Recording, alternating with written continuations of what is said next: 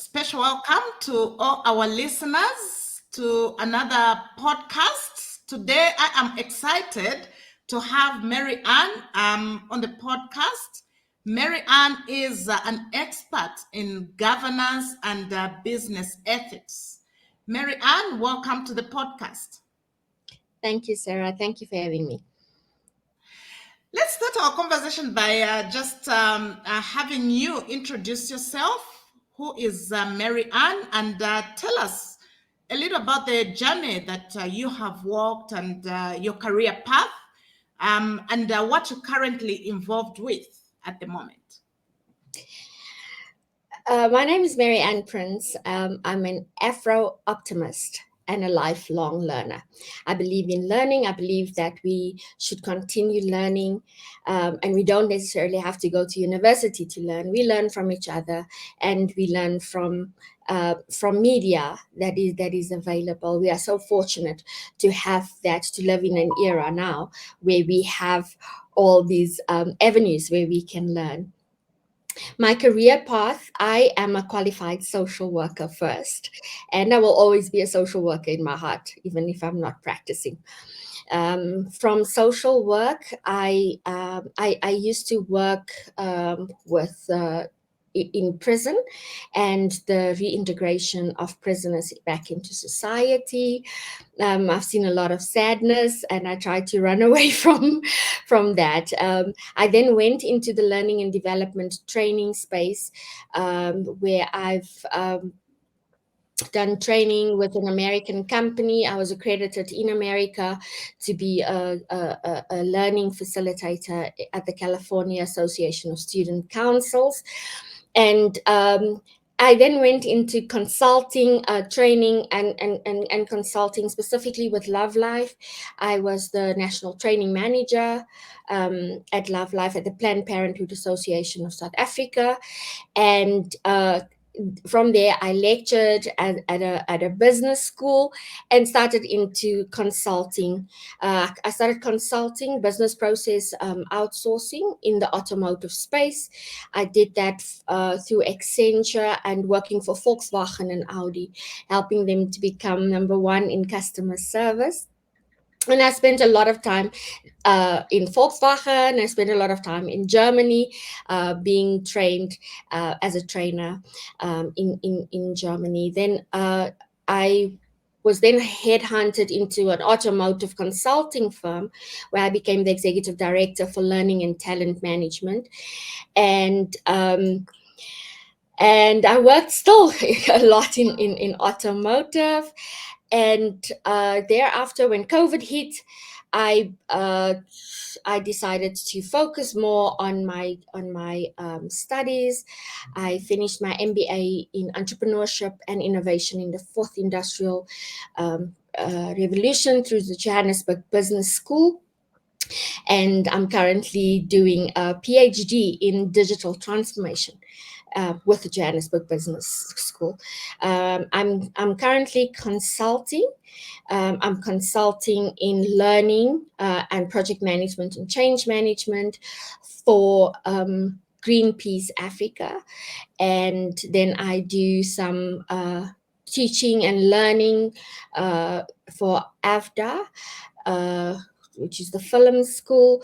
And so I really love lecturing. I love teaching. I love empowering. And that's where I am. So at the moment, I appreciate where we are as a country, where we can do some remote work, because it gives me an opportunity to also focus on my studies. Yeah, that's it. Excellent, excellent. Such an inspiring journey you've walked. And yeah, well done. Well done. Super proud of you. Let's get into the conversation by starting to talk about business ethics and governance. What is business ethics and what is governance? Well, governance is really to have a set of rules that businesses can engage in. It's a framework that helps businesses to be transparent and to be able to do the right thing.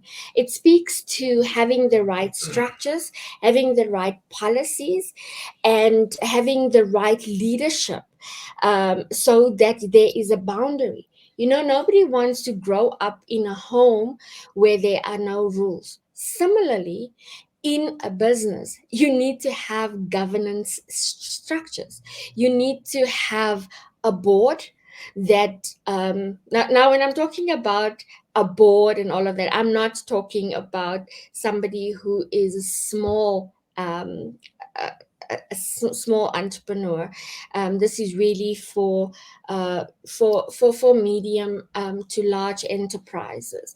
You need to have a board, and what is important is that your board, and your board is your leadership. The board and the CEO sets the ethical tone of your organization.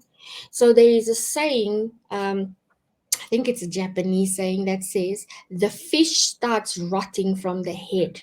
So if the leadership is rotten in any organization, in any country, in any business, it is going to filter down to the rest of the business. Therefore, we need to have this structures. The governance, structure also speaks to legislation and rules. In South Africa, we have our the Companies Act. And we have the King 4 Code of Good Governance that guides us how to be in good governance and how to be ethical. Wonderful, wonderful, and well explained. Let's look into how then organizations can create an ethical culture. So I love what you're saying that, ethics and good governance starts with the head. So, on a practical level, how does an organization create a culture that is ethical? And how much of that responsibility falls on the leaders? Everything rise and falls with leadership. Mm. Everything. So, it's like when you are raising a child, you can say one thing, but they see something else. So similarly, in organizations, how you see people handle business, and especially your leadership, is how you are going to handle yourself. So one of the key things in an organization is, first of all, to have an ethical conduct, to have an ethical code. What Mm. is your ethical code? When you enter into an organization, you should have an ethical code that tells you, if you do not obey this code, what is the sanction? What will happen if you do not adhere to this code? And what needs to happen is that the leadership, when there is a situation where somebody is not adhering to the code, they need to make sure that they set the right precedent. If somebody does something wrong and you let it slip, you're going to have to let it slip for every single subsequent action as well. So I'm not saying that anybody just needs to be punished, but if you have an ethical code, for example, if somebody um, steals something in your company, and your ethical code says sanction is it's gross misconduct, it's a summary dismissible offense, and the person gets dismissed. When you go to the CCMA, your case will stand because it speaks to your ethical code. But if you just wake up one day and you feel you want to victimize somebody, that is not going to stand. So leadership needs to lead ethically. So what are the deals that you get involved with? How do you get these deals? Are you underhanded when you get the deals? Do you infringe on people's privacy to get their data in order to outperform them? And when you're sitting in that board meeting or in a staff meeting, you are going to talk about your tactics. Remember, it's not just to gain that deal. That has the potential for you to lose respect with your staff. And in the event where there's an ethical mishap with one of the staff, they will point back to you and say, but this is what you did. How does this differ to what I am doing? So leadership should be ethical. Wonderful, wonderful, and well said. So before we started recording, we started talking about ethical dilemmas. So I love, the practical points that you raise in terms of how people are doing business. Are they following the rules? Are they infringing on privacy to get information and data that doesn't belong to them? Or that they are not supposed to have access to, or are they doing everything at every cost to just get that business? So those are things that people need to reflect on. But like I said, we were talking about ethical dilemmas, when it comes to doing business. Do you just want to talk a little about that? Yes, sure. So what happens a lot of the times is that let's take the case of an entrepreneur. You have a situation where you have designed an amazing product, which that government would benefit for, or a certain business would benefit to use this product, but you are just not getting the breakthrough. And then one day somebody comes and they say, listen, I want to take all your stock, I'm going to buy it. And remember, when you start off a business, it can be difficult. You borrowed money from friends, family, you still owe these people, and you're just not making money. And they say to you, no, sure, I can take all your stock and I will send you the purchase order. And you're really excited because now you can pay your debtors back. You've been owing people since doing your MBA. And when they're about to sign the contract, they say to you, there is just this fee that you need to pay in order for me to authorize this transaction. What do? You owe people money, you are in debt, your stock is sitting, but you have to pay a bribe, because that is what it is. It's a bribe. So I've had conversations with people and they were saying, well, it's for my family. I'm looking after my family. So I will pay the bribe. Well, if I trust the person, if I trust their character, I will pay the bribe. But there is no free lunch. Whenever we pay a bribe, somebody else is going to pay. And what we are doing is we are perpetuating corruption within our society. And I am not unsympathetic to the fact that we all are trying to make a living. We all are trying to make money, but we have to think about what is going to happen. So how we measure this ethics is this task that you want to do. How would you feel if it is on the front line, the front page of a newspaper? That's how you measure. Are you happy to say that you've paid a bribe to get a tender of 100 million? And how is that going to impact your family and your legacy? So we should not be short-sighted about things like this. It is really important that we take a stance, that we have a stance, that before the temptation comes, we know what is our answer.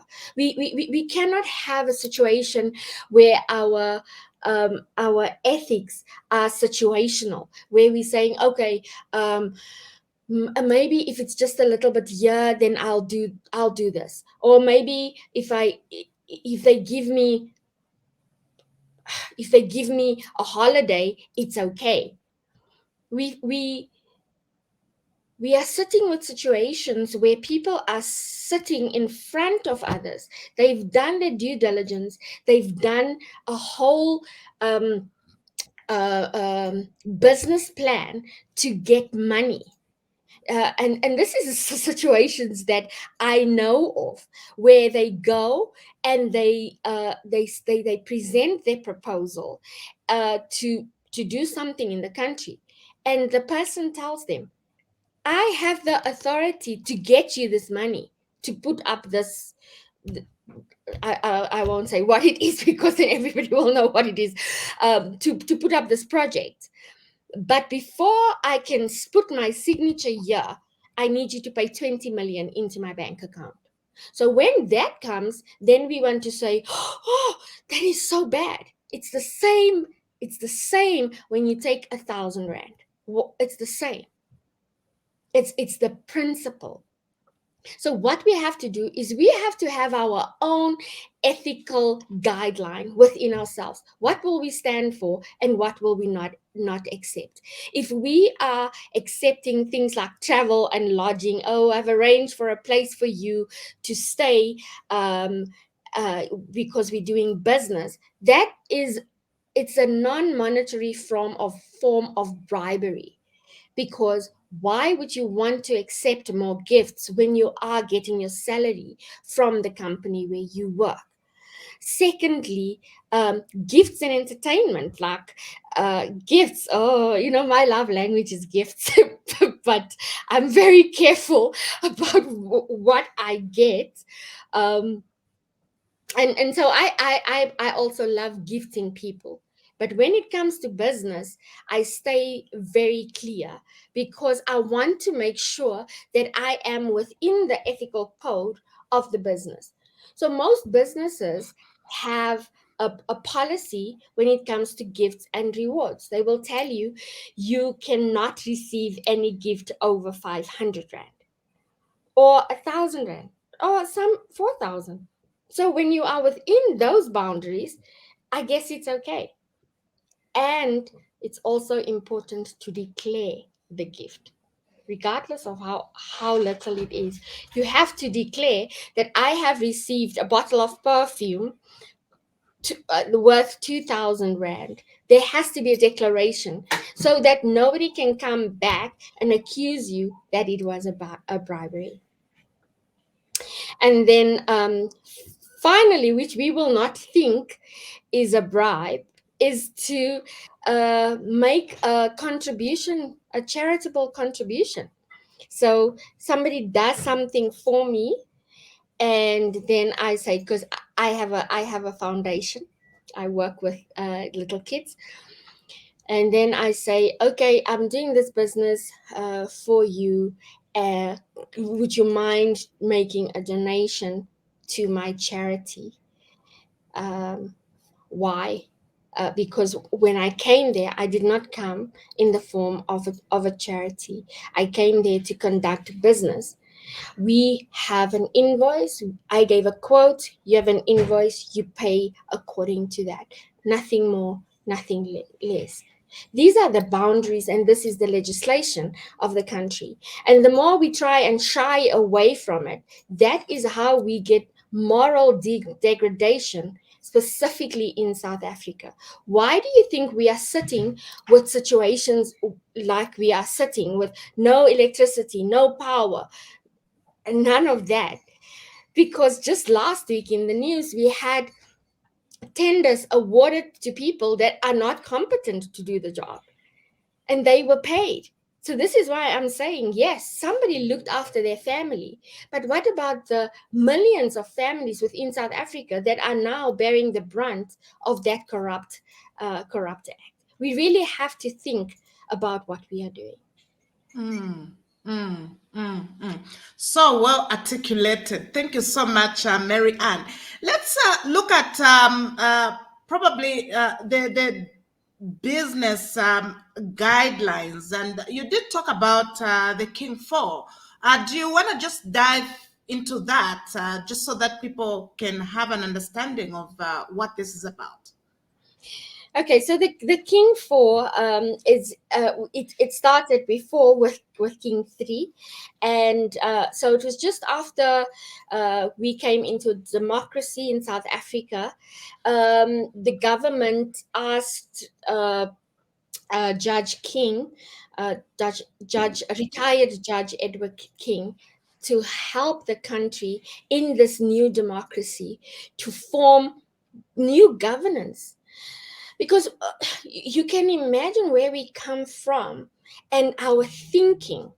I mean, we really need to have a serious thinking alignment in South Africa. We've come through apartheid, and a number of people at the moment are feeling that well, it is my right to get stuff because I was deprived, and that is how we rationalize fraud, corruption, and bribery. So uh, the judge, the retired judge, then started, of course, not on his own, with a bunch of advisors, put together this code for good governance.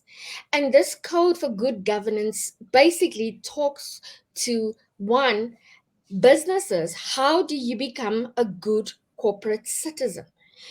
It speaks in the King 4, it talks about your board composition. So your board of a company, that you have multiple skills and uh, multiple races. Unfortunately, there's still a lot of boards where everybody looks the same. So that is not good, because you do not get the diversity. So the King 4 gives you some recommendations of how to make sure that you are a good corporate citizen. So you look at the board, you look at your ethical leadership, your leaders, the CEO. You look at who is reporting to who and who is accountable to whom. When we're looking at a board, for example, the CEO is responsible, is answerable to the board. A lot of companies get this wrong. The CEO is not his own on his own. He is answerable to the board. When anything goes wrong in a company, the board is held responsible. So I know everybody, a lot of people want to be on a board and get paid the board fees. But if something goes wrong, let us take, for example, this the Steinhoff case, which is very common. The first thing when there is a governance downfall, people ask, where was the board? Because the board and the CEO sets the ethical tone. It also it speaks to the board, the leadership.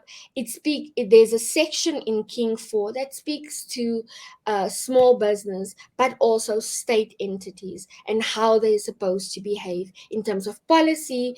And it's just really, it's a I've got a printed copy. It's easy to quickly flip through what it is that you're doing. So one of my functions in my previous job as an executive was to ensure that our company is a good corporate citizen. So that we pay the dues, that we adhere to the Companies Act, that we complete all and stay within the regulatory framework, and that we keep our responsibility to society. Business is not just about making money. And this is the question I'm posing to South Africans. We've been singing this song about Ubuntu, Ubuntu for so many years, but the way that we're behaving with each other and with business, where's Ubuntu in that? How do we care for other people when the only people we care for is our own families, and we are involved in bribery, corruption to make sure that our families are taken care of? What about the others? I hope I answered you. I was You did, you did. No, you did. You did. And, you answered from the heart as well, which is beautiful. I love the concept of corporate citizenship. What do you think the responsibility is for business, and what role can they actually play in terms of curbing wrongdoing in business, in society, when it comes to how people conduct business, and when it comes to ethics? Yes. So one, I'd like to start off with data. We are in the age of digital transformation, and everything is digital. And how often have you had a conversation and you go to your phone, and immediately when you want to search, that exact thing that you spoke about 5 minutes is on your search? And who has asked you for permission to actually record and to track your life and your conversation? Or you talk about that you would like to buy a, a, a hoover or a drill. Next thing, when you open, there's it advertised, and you're thinking, oh wow, this is so cool. No, it's not cool. If you didn't give permission, so it means that somebody's tapping into your data. There are companies who are paying specific data people to sell your data so that they can target you in their marketing, because they want to make sure that they supersede another company in getting their market, their targets. Then how we can further ensure that we good corporate citizens is we have to look at, and I want to stay a little bit on the digital space. We have to look at things like algorithmic bias that we find in the digital space. So there was an insurance company that would look at people's faces when they are claiming for an insurance claim, and according to what the machine read, the company, it was not in South Africa, the company would decline the insurance. That machine was programmed by a human being. That human being has bias, and that bias was transferred to the machine. That's how you find algorithmic bias. And what you would find is all people looking in a similar way, their stuff was basically declined. We have to be aware of things like this. We cannot just push business and not look after the damage that we're doing in society. Then we can contribute to society. So as a business, let us publicize that we have an anti-corruption policy and we don't participate in corruption. And then for small businesses, if they have that and they write to a business and they say we also believe in anti-corruption, it's a match, and it brings investors. Investors are running away because of corruption, nothing else. They do not want to be associated with corruption. So how can businesses help to be good corporate citizens? Have your right policies, stay close to the legislative framework within the country. Don't do your own thing. And look after people, care for people. Your corporate social responsibility. There are so many children out there. There are people on the street. It is not our place to judge how these people got there, but we can help make the world a better place. So as we are taking from people the money, can we show what we are putting back into society within the framework of adhering to the law and the King Code of Good Governance? Wonderful challenge, wonderful challenge, and quite a lot of nuggets for businesses to reflect on. I would like us to steer back our conversation to corruption. Okay, I know we've talked quite a lot about that. When we started our conversation, let's just break it down. What is corruption, and what are the different types of corruption? And I would love you to speak to the anti-corruption policy as well, for organization and for society in general as well. Yes, Sarah. I think you said that you said that we are just we swinging the corruption word around, and a lot of the times we don't really know what is the meaning. So I don't have the dictionary word for what corruption is, but I will tell you my impression of what I think corruption is. So there are several legislation. We've got in Africa, we've got the African Union Convention on prevention and combating corruption. We have global legislation on corruption. So basically, corruption is anything that steers away from what is the legal pathway to attain something. So when we are doing business, for example, like I said before, you give a quote and somebody pays, and an invoice, somebody pays. When we are interfering with the due diligence and the right process of obtaining and doing business, it is a corrupt practice. So if we do anything to sway the decision or the outcome, that is corruption. So if I am not getting business in the right way, based on merit and based on my skills and experience, it's a corrupt act. So if there is a tender out to provide training services, and regardless of if I am the best person to do the training, if it did not follow the right line and I get that contract, it is corrupt. If 10 people applied to do something, but I am giving preferential treatment based on my relationship or my relationship with somebody else on the panel or in the situation, it's corrupt.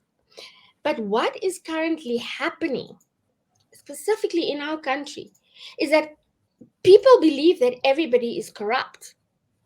So if they're not corrupt, they're not going to get any work or any deal. And that is just going to perpetuate this corruption deal. Because they will tell you, sometimes, Sarah, you ask somebody, hey, so how did you get this? And they will tell you, oh, no, there was a tender and I just filled it in and I got it. And you're thinking, really? according to my measurement or my evaluation of what your company has done, you got this big deal. And I'm not saying it's not possible. Wow, there's grace and there's favor from God, and somebody can just say, "Yeah, let's give it the tender." Yeah, sure, we give that, but let us be real. It does not happen often. People pay, get money to facilitate, to fast track.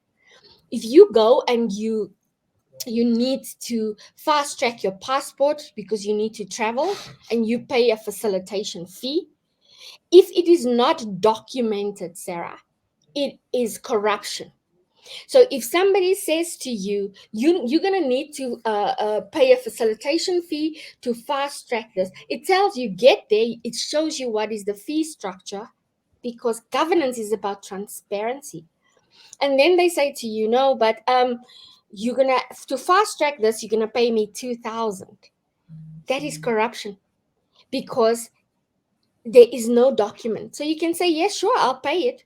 Where is the receipt? Where is it documented? Because that shows that there is no corruption if the processes are transparent and everybody can see it. So I love the way you breaking it down to everyday life. So then the next question would be, and for starters, I think it requires a lot of discipline. Individual discipline. To remain true to the values that you hold on to as a person. But we were actually talking, before we started recording, and I would want to ask this question, for the sake of steering the conversation. Does then corruption have different faces in different parts of the world? Because in certain countries or certain parts of the world, certain practices that might look acceptable might be frowned upon in other areas of the world or other parts of the world. And so, how does one navigate those dilemmas? Yeah. So when we're looking at the United States is leading in terms of its anti-corruption policies, and followed by Germany. And next in line is China for for combating corruption. So I traveled. I did some studies in Germany, and I traveled back and forth.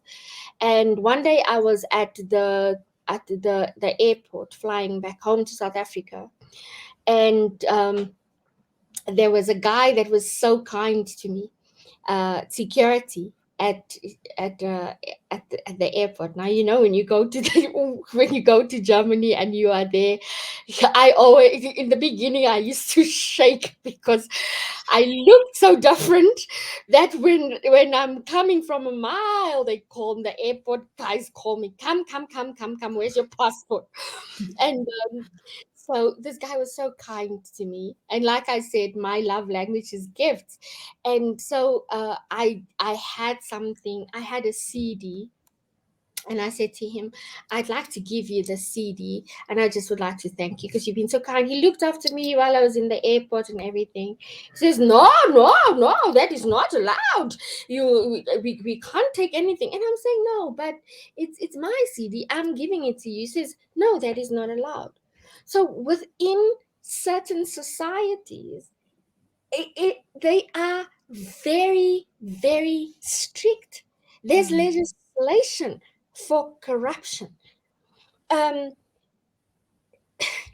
this is why one of the things that are coming out when you're looking at companies being persecuted, it comes a lot from overseas, because those people are not okay. Not everybody, but again, I go back to the fish starts rotting from the head. When you have the government that is anti-corruption, everything falls in line. When you criminalize corruption, that's the only way we're going to get away from this.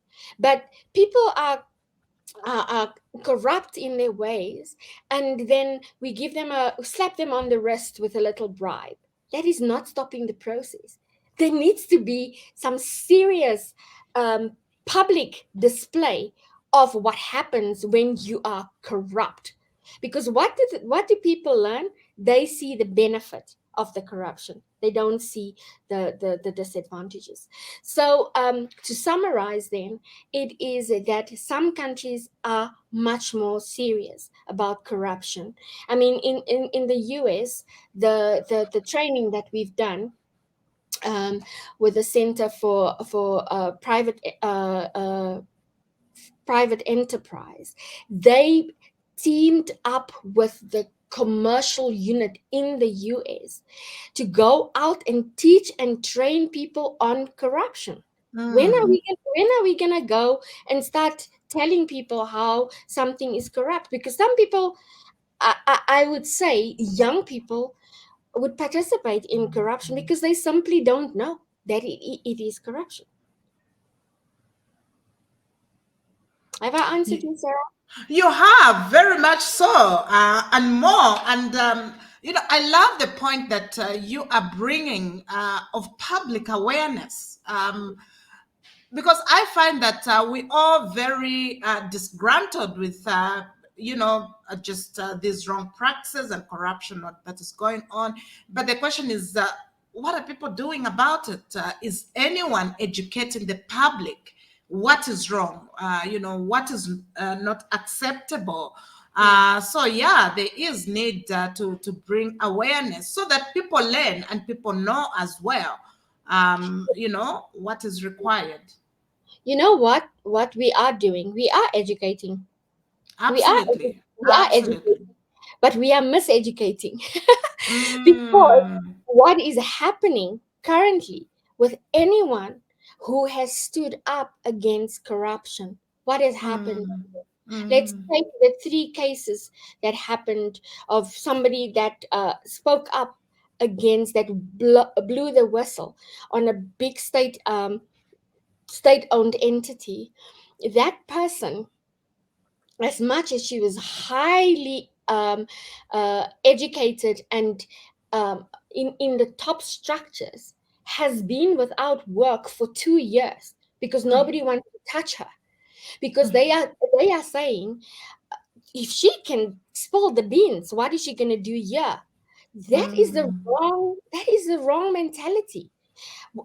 I would hire that person because I know I've got somebody in my company that is going to make sure that my company stays a good corporate citizen, somebody that has my back.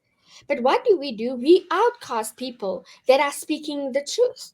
There is this lady, the municipal manager of Nkangala, which they are speculating was kidnapped, and a ransom was asked because even her kidnappers were saying, "You have made enemies."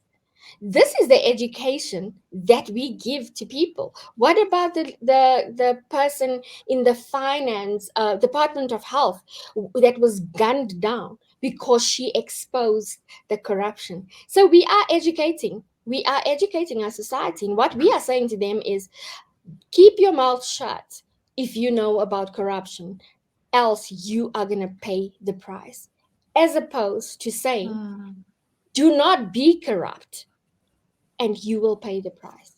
So mm, we really have it twisted. mm, mm. Let's then look at how we can improve ethics and the morality compass in society. How do we do that? I think first our ethics come from, number one, our family, our religion. Um, Mm, in Islam, good ethical codes is about everything that is good, everything that leads for people to do good. That is the ethical part. In Judaism, uh, our ethical code speaks around chesed, which is loving kindness and caring about people. So Islam also the good of people. Judaism also the good of people. Christianity, kindness, good of people.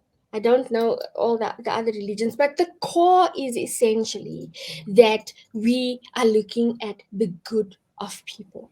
Can we hone in or tap into what we have been taught since we were kindred, since we were small, that we always look out to the benefit of society, that we change our mindset. You know what brings the corruption mostly? It's a poverty mentality. I'm not saying we're talking about poor. You can have the richest people in the world having a poverty mentality. A poverty mentality says, I've got to get everything for myself. There is not enough for everyone. And if Mm, we go and look, there is enough resources in this world for everybody. If there is enough resources, if we care enough, if we focus on in South Africa about on our Ubuntu that says we care about other people, we care about the goodwill, and we look out for their well-being, it is going to get better. But if we only think of our own families, we have a problem. We are going to have a problem. So what we do is we have to start at home. We have to teach our kids what is right and what is wrong. If mm, something is not yours, don't take it. mm, Respect people's privacy.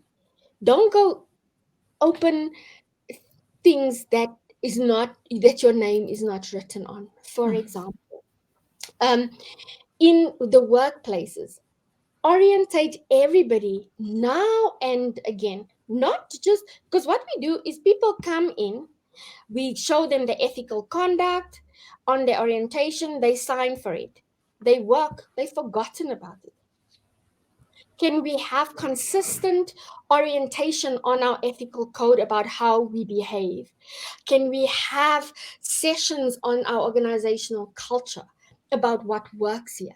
Because what we're going to find is what people have heard at home, they're going to do that. They're going to do that in the workplace because they think that is okay, especially people who've never worked before. Um, when we are doing things like, school is going to open now in January. People are working in offices. There's a stationery cupboard. Where do they get stationery? Not everybody. Oh, you need a ruler. Oh, yeah, you need. Oh, no, no, no. Sure, sure. Then you go to work. You get those things. You get rulers. You get prep.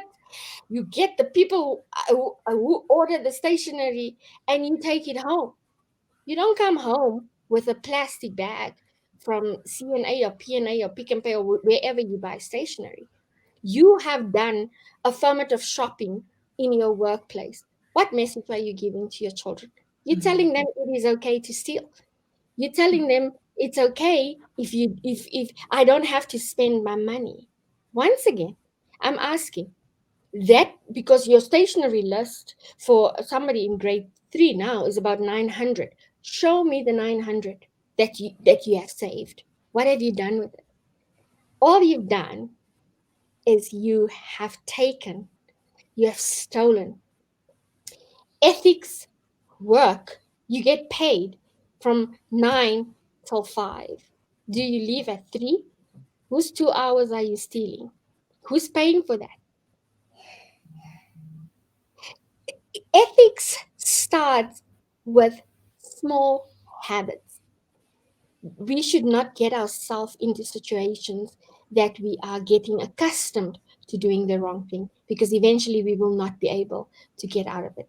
It takes 21 days to make a habit. So imagine if you habitually steals mm. from work. Today you take Pret, tomorrow you take a ruler, next week you take something else. Uh, Not okay.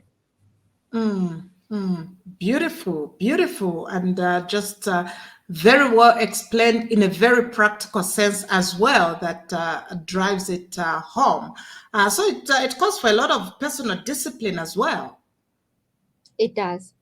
It does. And it's and that personal discipline comes from morals. Mm. What were you taught at home? So, as parents, if we taught our kids that it's okay to steal, we have a problem. If we have a generation here and now of young people that believe that I'm going to be an entrepreneur, Sarah, the biggest thing in society is that we want to have money without working. That is the biggest evil. And this is why we are having entrepreneurs and all of that, because people want to have things quickly. You see somebody driving down the road with their Porsche or their Aston Martin or their Bentley, and you're thinking, this is what I want to have. You don't know what that person has gone through. So we're thinking, I'm going to quickly get a tender and make this money and buy this. That is not how the world works. That is a misconstrued perception of the world. You work so that you can get money, so that you can get the things that you wanted to do. We don't take from other people. This is why we have lost our compassion for human beings. This is why we are seeing the crimes that are happening currently in South Africa becoming very violent, because we have lost our compassion for our neighbor. If we think again about how we relate, how we are with others, if we practice Ubuntu again, that will be the first step of getting our society right.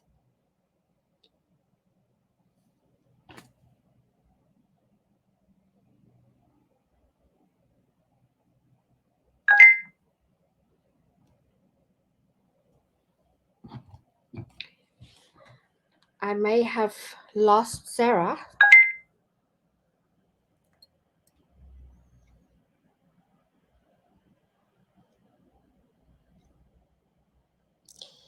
Okay, Sarah has load shedding.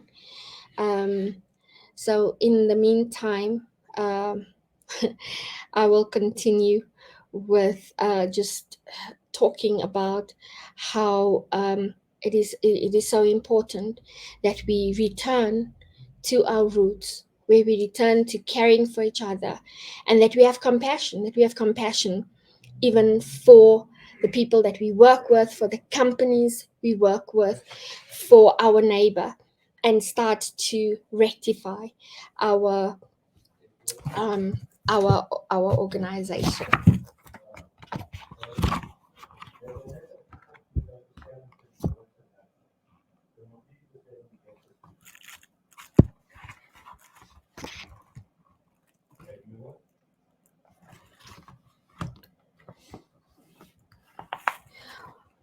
One of the things that's also really important for entrepreneurs is when we are not transparent about who the owners of the company is.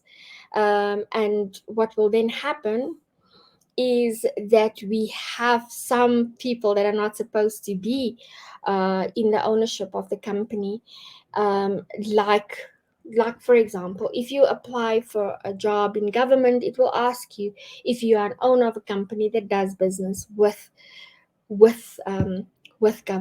government. So it is important then to ensure that everybody who is in your ownership structure does not have dual role within the government, but also playing another role of being the owner. So there is definitely conflict. And the other day I was asked about conflict. So conflict in business is really when we look at the Companies Act.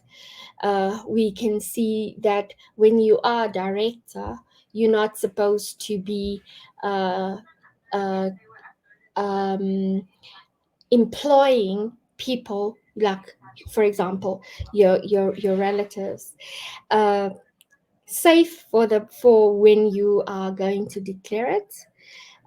Then it should be perfectly fine. I'm not sure if Sarah is gonna join us. I kind of feel like a DJ now. If Sarah is gonna join us soon.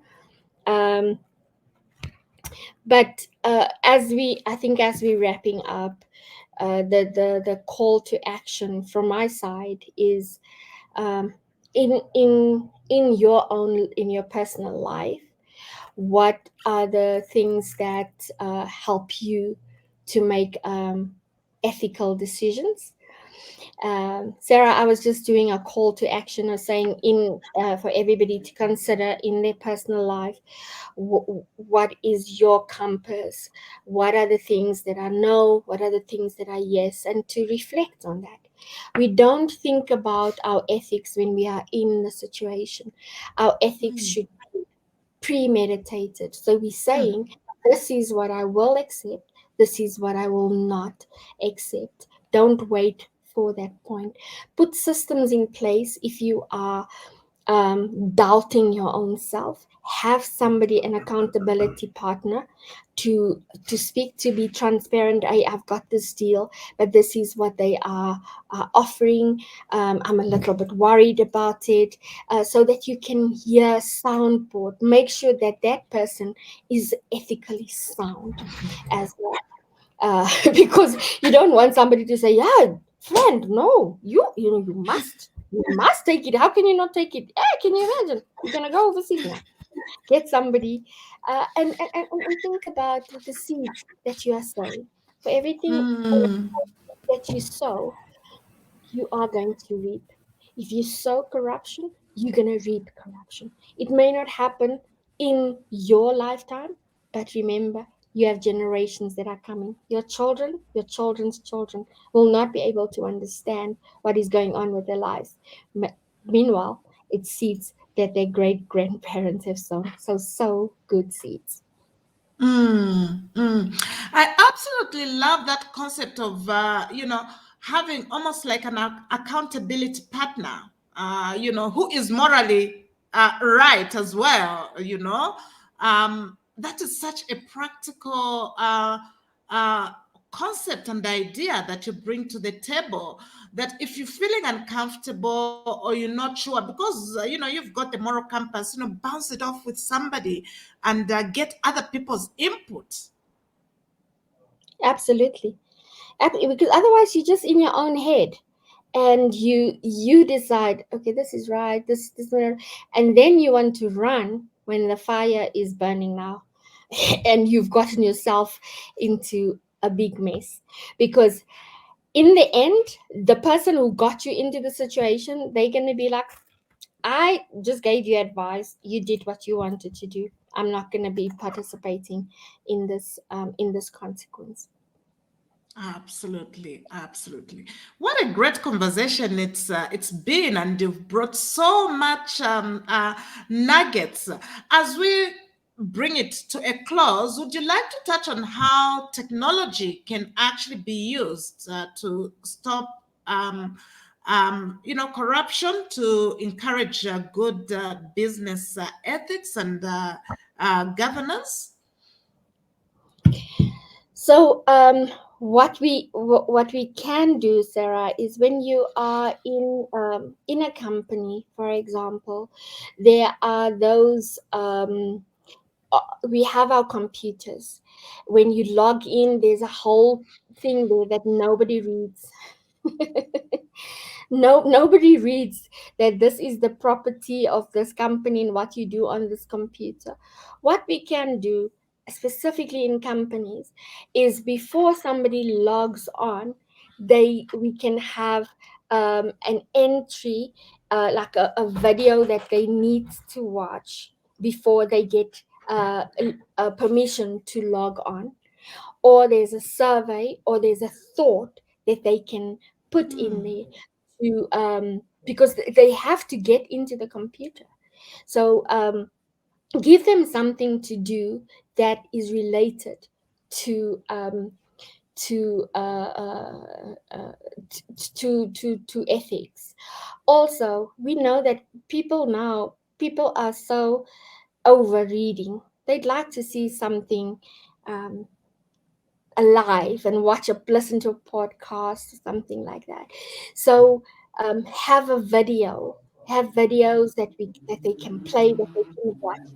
Um, have an ethics hotline. Have an ethics hotline. These hotlines are normally done by outside companies where people can use technology, load it without being able to track where it comes from, and report any unethical behavior. That's really all from my side in the space of technology. I think I can do some more research and give you some more at our next conversation. Beautiful, beautiful. Mary Ann, you've been amazing. Thank you so much. You've brought so much insight and just so much wisdom as well, and practical wisdom that people can use in their daily lives. I actually want to have more of you on this podcast. Just so that we can educate, the public, because you sit with a wealth of knowledge and quite great experience because of your training and just the journey that you've walked. So thank you so much just for your generous heart to share such valuable insights on this important topic. Thank you, Sarah. Important to have an abundance mentality where we can give of our time, our love, our money. Let's do that and make the world a better place. Thank you so much. And till we see each other again, and I hope to have you on the podcast soon. It's ciao, ciao from my side. Cheers.